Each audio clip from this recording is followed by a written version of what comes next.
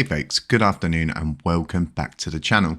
So Ed's put out a proposal for legal representation for Terra Classic, the whole system itself as a whole. But does this cover the whole system as a whole? We're going to be going over it in this video.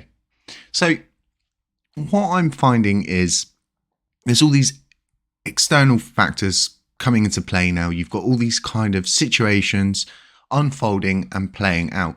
And this seems like, as much as anyone will sit and say it's not, it just seems like a clean response to a situation that is unfolding. And we possibly could find ourselves under that same scope as DK with everything that's going to end up under the magnifying glass later on down the line.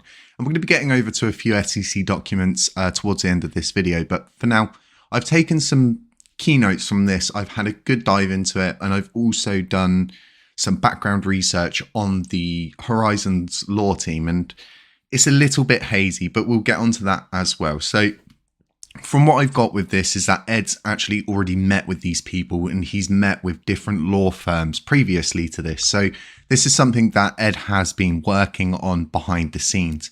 Now, this is going to cost us around $100,000 to hire them. Okay, to hire them. I couldn't find in here how long that entails their hiring for, what we get from that, all the ins and outs of what comes under that $100,000 cost. So some of the things I have been able to find out, and it's the same as most of you if you've read this, is they're going to be shutting down the TFG fund and moving it from the US to the Cayman Islands. We all know why it's going to be moved to the Cayman Islands. It's a way to not pay tax, more or less, because out there they just don't charge any tax, I think, more or less, to any of their citizens. It's heavily dominated by the financial sector and then lightly dominated by the tourism sector. The community is not covered in this case. It's not going to cover you as a person if you get into some kind of issue with the law to do with your Lunar Classic. It's simply just not going to cover you. There's contradictory statements which actually state that they can't offer full legal advice in certain situations, would only be able to offer opinions. So this seems like it's going to be something more for the core building team and the actual blockchain itself, specifically the blockchain.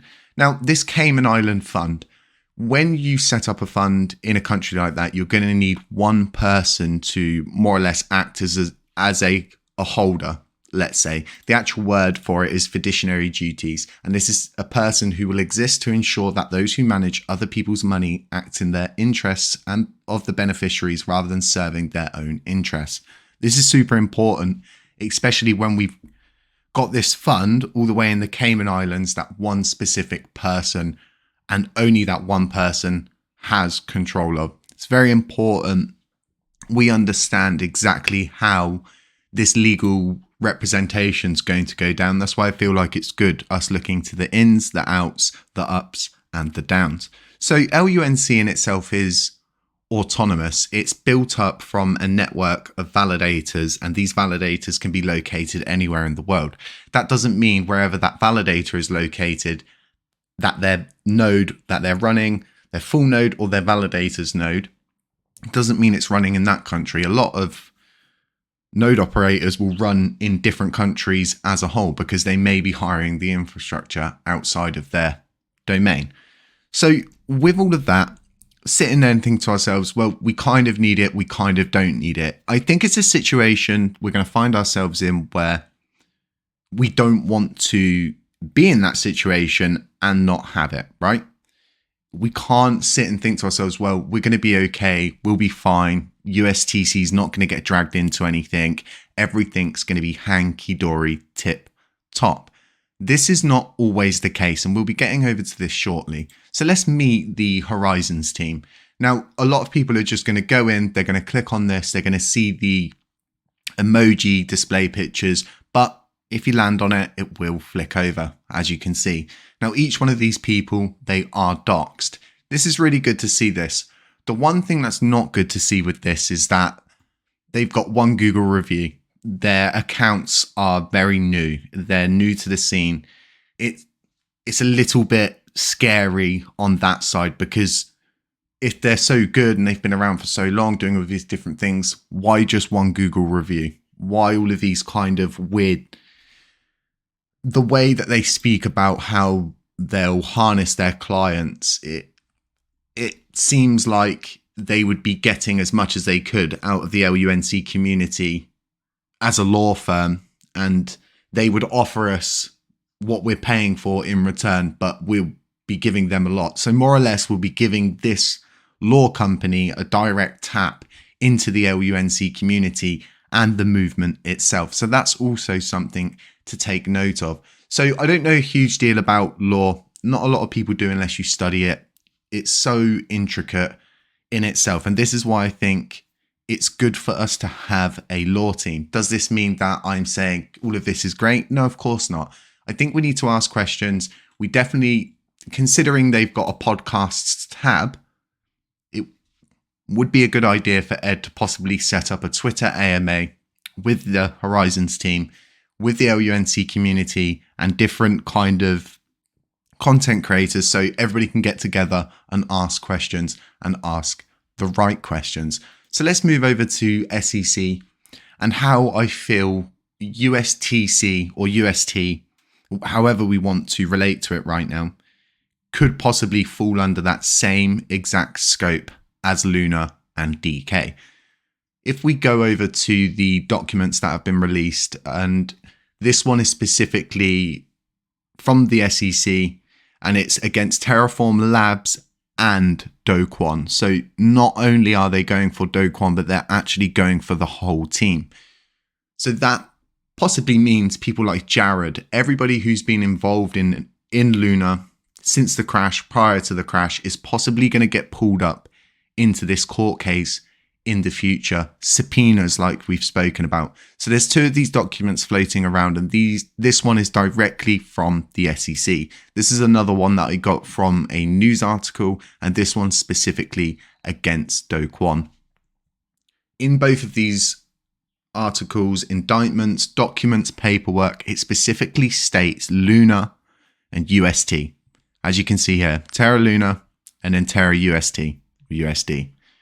This is why I keep thinking to myself, is it a smart idea for us to continue utilizing, working on, and moving forward with USTC as a coin, as a whole? It just doesn't seem like a smart idea right now. If it's being mentioned in these documents, we can look at Terra Luna and we can say to ourselves, well, that's okay, because that does not mean us. We are LUNC. Luna was the new coin that was created. LUNC was the coin that was left behind. But UST was changed to USTC. My worry is Do Kwon could drag us into something just by simply saying, well, I handed it to this community as USTC. It's their problem now. They're dealing with it. You know, maybe you should talk to them. This is the situation we don't want to find ourselves in. We don't want to end up getting subpoenaed into a courtroom. We don't even want to have to walk that route whatsoever. So there's lots of different things going on. And like I was saying at the beginning, I think it's really important this coming up, people discussing it and trying to understand exactly what this means for the future of our coin. And I think it's a way, like I've said previously in the previous videos, it's a way for us to regulate ourselves, show the governments, the acting working bodies that we're doing what we should be doing, showing the SEC we're doing what we should be doing, playing by the law, playing by the ball, and just keeping it as real as possible and not walking these routes that others have walked before us. Because what happens is you have all of these different things that you'll do prior to messing up, then you'll mess up, and at that moment when you mess up, that's when the SEC simply will get you for what you've messed up on, and then they're going to start going through every single tiny little thing that's happened. I see this as a positive move for the community because it shows that Ed's still working, he's still here for the blockchain, and he's still pushing forward. Let me know what you guys think about all of this. Do you think it's silly? Do you think we don't actually need legal representation whatsoever? Do you think it's a waste of $100,000? I mean, it's got to come from the community pool, right? Exactly. So let me know what you think. Drop some comments, drop some likes. Let us know. Other than that, that's all we've got for you this afternoon. Just stay safe. Beware of scammers. Beware of doppelgangers. Beware of anybody pretending to be me. And I will catch you in the next one.